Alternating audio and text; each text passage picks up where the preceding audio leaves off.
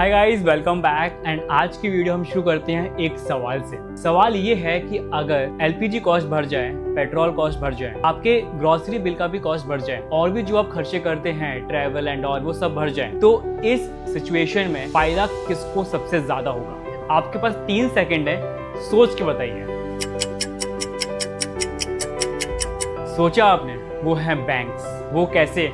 चलिए समझते हैं इसमें। जब आपकी सेविंग कम होगी और आपको कुछ और खर्चे करने होंगे तो पहले तो आप अपनी सेविंग से निकालेंगे। अगर आप निकालना चाहते हैं, आपको लगता है कि आपकी सेविंग जहाँ है वो ज्यादा रिटर्न जनरेट कर सकती है, सो आप उसको निकालेंगे भी नहीं, राइट? आप जाएंगे बैंक के पास, आप उनसे बोलेंगे dear bank please give me 10 lakh rupees of loan, right?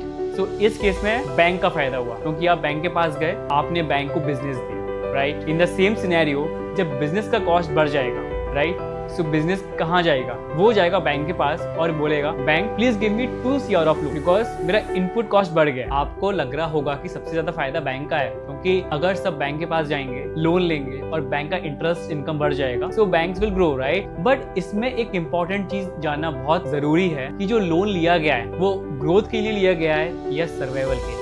इसको एक एग्जांपल से समझते हैं। सो ग्रोथ और सर्वाइवल, क्या ग्रोथ लोन है और क्या स्ट्रेस लोन है? अगर आपने अपनी फैक्ट्री को एक्सपेंड करने के लिए, आपने कोई नया लैंड एक्वायर करने के लिए लोन लिया कि जिससे आपके बिजनेस में फ्यूचर में आपका प्रॉफिट होगा, आपका सेल्स बढ़ेगा, तो उस लोन को बोलते हैं ग्रोथ लोन। एंड अगर आपने सर्वाइवल के लिए लिया कि आपका अगर बिजनेस बंद होने वाला है, कि ऑन द वर्ज कि आप बैंकरप्ट हो जाओगे, ठीक है, तो अगर आपने उस पर्पस के लिए लिया जहां आपका लोन का ऑब्जेक्टिव कंपनी को बढ़ाना नहीं बचाना है, तो वो सर्वाइवल लोन में आएगा। सो उसका मतलब ये है कि अगर बैंक ये रिपोर्ट कर रहा है कि उसके में लोन ग्रोथ है, तो ये देखना इंपॉर्टेंट नहीं है कि बैंक ने ज्यादा लोन दिए। It is also important to see कि बैंक ने किस टाइप के लिए लोन दिए और लोन लिए क्यों गए। और जो मैं ये बोल रहा हूँ कि ग्रोथ लोन, सर्वाइवल लोन, ये कोई थ्योरी नहीं है। ऐसा आज से 10-15 साल पहले हुआ है। 2011 से 13 के बीच में जब ऑयल प्राइसेस ऑलमोस्ट $100 पर बैरल के ऊपर ट्रेड कर रहे थे, उस टाइम पे इन्फ्लेशन बहुत हाई था और बैंक ने बहुत लोन दिए। लेकिन फिर क्या हुआ?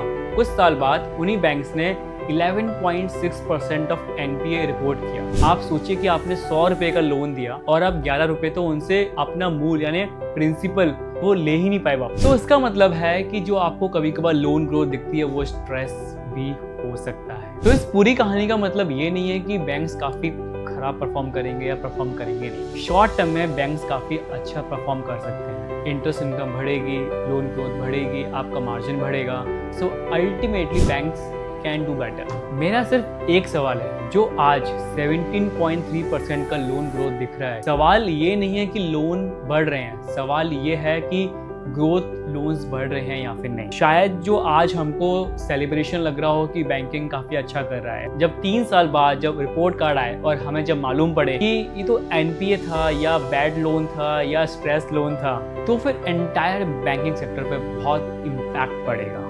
बिकॉज अगर आपने ग्रोथ के लिए लोन दिया है तो उससे वेल्थ बनेगी और अगर स्ट्रेस लोन दिया है तो आपके लिए स्टोरीज बनेगी। So what do you think कि आज का जो ये बैंकिंग बूम है, जो बैंक निफ्टी इतना भाग रहा है, क्या ये फ्यूचर में NPA बनेगा या फिर इंडिया की ग्रोथ स्टोरी का एक इंपॉर्टेंट पार्ट बनेगा? These views are personal। हम मिलते हैं नेक्स्ट वीडियो में। तब तक आप बताइए कि आपको ये वीडियो कैसी लगी, क्या इससे आपकी नॉलेज में कोई इम्प्रूवमेंट हुआ या नहीं। Thank you, Tata.